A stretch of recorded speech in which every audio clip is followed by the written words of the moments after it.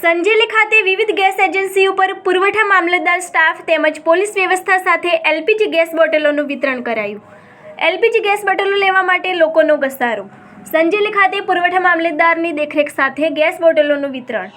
હાલમાં સંજેલી તાલુકામાં પણ ગેસની અછત સર્જાવાની અફવાઓને લઈને લોકોમાં દોડધામ જોવા મળી રહી છે. ત્યારે સંજેલી તાલુકામાં નગર સહિત ગ્રામ્ય વિસ્તારના લોકો એલપીજી ગેસ બોટલો ભરવા માટે વિવિધ એજન્સીઓ પર ઘસારો કરતા જોવા મળી રહ્યા છે. જેમાં સંજેલી અનાજ માર્કેટ ખાતે પણ આવેલ એચપી ગેસ એજન્સીની ઓફિસ તેમજ ઇન્ડિયન ગેસ એજન્સી ઉપર એલપીજી ગેસ બોટલો લેવા માટે લોકોનો ઘસારો જોવા મળ્યો હતો.